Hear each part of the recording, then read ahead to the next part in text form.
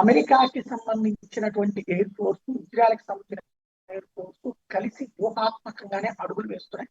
దాడులు చేసేటప్పుడు ఒకళ్ళు మొదట అటాక్ చేసి వెళ్తారు. B-2 బాంబరా, పెద్ద పెద్ద బాంబర్తో, దీంతో అక్కడ బూడిద పెద్ద ఎత్తున రేగుతూ ఉంటది. ఆ వెనకాల అది చల్లబడే టైంలో బిల్డింగ్ గా మిగులుందా, లేకపోతే అక్కడ అండర్ గ్రౌండ్ ఉందా, లేకపోతే ఆ ఏరియాలో బేస్ ఉందా, ఇది ఇరాన్ డ్రోన్స్ వెరిఫై చేస్తాయి.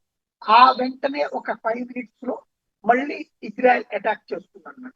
ఇది ఇప్పుడు జరుగుతున్నటువంటి ఒక జాయింట్ అటాకింగ్ సిస్టమ్ నడుస్తున్నది. తాజాగా అమెరికా ఇజ్రాయెల్ ఎయిర్ ఫోర్స్ కలిసి చేసినటువంటి దాడులు భారీగానే సాగినాయి.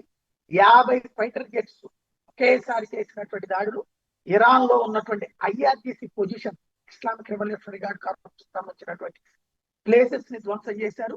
పెద్ద పెద్ద పేలుళ్లు వినిపించినాయి. ఎస్పెషల్లీ నటాన్, టెహ్రాన్, కరాచ్ ఈ 3 ప్రాంతాల్లోని భవనాలు పేలిని.